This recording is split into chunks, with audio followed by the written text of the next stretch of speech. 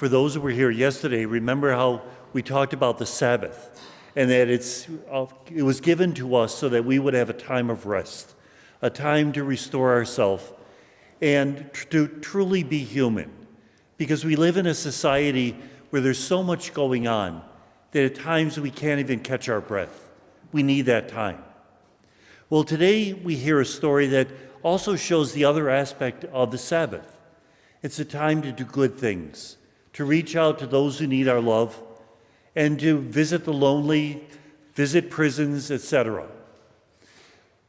Furthermore, when we do this, we should consider ourselves privileged to be able to do this. It's not that we get a special gold star because we've done a good deed. God has given us the ability to serve others. And the greatest gift God ever could give us was the ability to serve others. And the reward for serving others is the ability to serve others. Get it? God created us in his image and likeness. And God is the one who serves us with his love, with his mercy, with his compassion. So when we serve others, we are most in the image and likeness of God. So when we go to the soup kitchen, we shouldn't feel that they owe us gratitude. We should be grateful to them for the opportunity to serve them.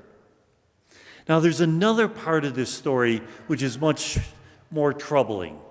The attitude of the Pharisees and the Herodians. They're looking for Jesus to heal so they can catch him in a sin. According to Jewish law, you can heal somebody on the Sabbath if they're at the point of death. This man is clearly not at the point of death. So according to them, Jesus should have waited till the next day. Jesus is doing an act of charity, an act of goodness, and all they want to do is use it to misjudge him, to condemn him. Thank goodness that wouldn't happen in our society today. We wouldn't dare judge people of other nations or other political parties or other races.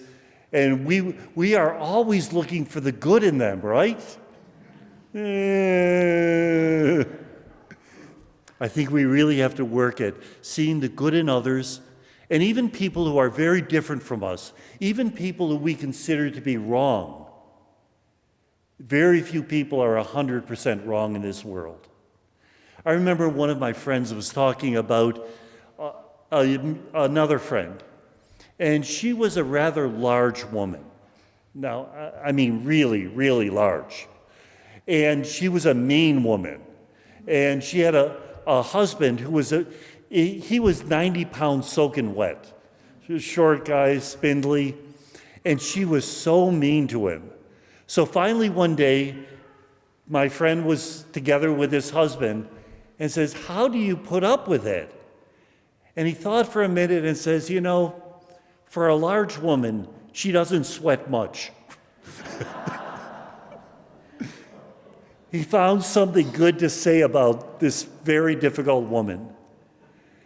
Wouldn't it be great if the people we dislike the most, we can look at and say, "Yeah, but there's this good aspect to what they're saying."